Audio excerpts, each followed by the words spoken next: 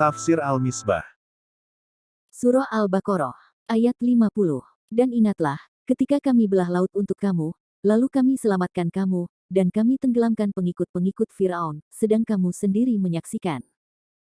Ayat ini, sekali lagi, mengingatkan mereka tentang nikmat Allah yang dilimpahkan kepada leluhur Bani Israel.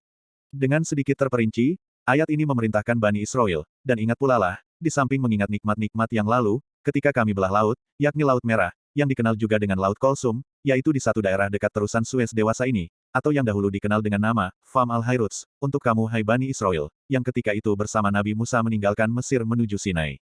Lalu ketika itu, kami selamatkan kamu dengan jalan kami pisahkan air laut agar kalian dapat menyeberanginya, sehingga kalian dapat menghindar dari kejaran Firaun dan para tentaranya, dan kami bela kalian dari kejaran mereka dengan jalan kami tenggelamkan pengikut-pengikut Firaun, sedang kamu sendiri menyaksikan peristiwa itu dengan mata kepala kalian.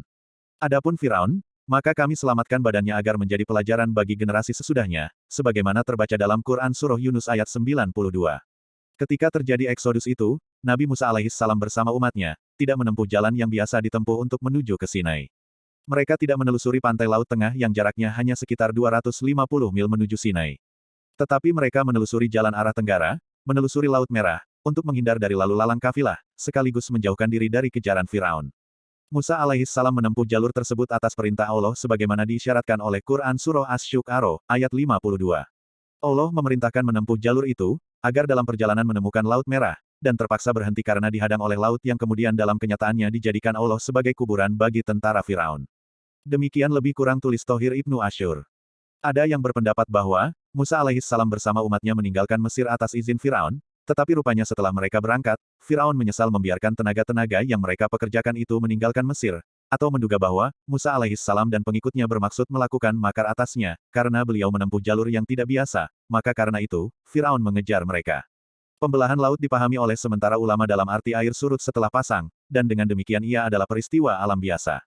Tetapi mayoritas ulama memahaminya dalam arti peristiwa luar biasa, apalagi dalam Quran Surah Asy-Syu'ara, ayat 63 dijelaskan bahwa, itu terjadi melalui perintah Allah kepada Nabi Musa alaihissalam, maka kami wahyukan kepada Musa, pukullah lautan itu dengan tongkatmu. Maka terbelahlah lautan itu, dan setiap belahan adalah seperti gunung yang besar. Semua juga mengetahui bahwa, tongkat merupakan alat yang digunakan Nabi Musa alaihissalam dalam menampakkan mukjizat atau hal-hal yang luar biasa. Kalau peristiwa pembelahan laut itu, merupakan peristiwa alam biasa, maka mengapa Allah memerintahkan Musa alaihissalam menggunakan tongkatnya? Betapapun dan bagaimanapun terjadinya peristiwa tersebut, namun yang pasti, ia penuh dengan aneka nikmat. Mereka bersama anak cucu diselamatkan, musuh yang sangat ditakuti dibinasakan, kebinasaannya bukan semata cerita, tapi mereka saksikan dengan mata kepala sendiri. Bukankah itu semua merupakan nikmat yang perlu disyukuri, apalagi kalau peristiwa itu mukjizat yang tidak terulang, sehingga dapat menguatkan iman. Di atas terbaca bahwa, mereka diselamatkan dari keluarga Firaun, bukan dari Firaun. Ini karena keluarga dan rezimnya lah yang membantu dan mendukung Firaun dalam kekejaman dan kedurhakaannya, sehingga mereka juga harus ikut bertanggung jawab, dan ikut mendapatkan sanksi. Tentu saja, Firaun juga tenggelam dan mendapat sanksi sebagaimana diuraikan pada ayat lain. Silahkan baca Quran Surah Al-Isra ayat 103.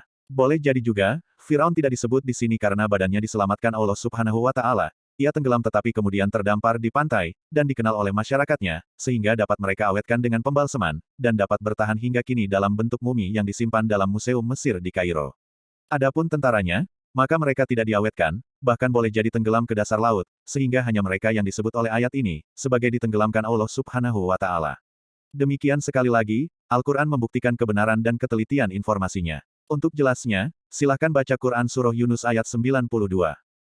Setelah mengungkap nikmat keselamatan jasmani, yakni keterbebasan dari kejaran Firaun, dan keselamatan dari bahaya hanyut oleh ombak Laut Merah, ayat-ayat berikutnya berlanjut dengan menyebut nikmat yang berkaitan dengan keselamatan ruhani mereka, yaitu penganugerahan kitab suci.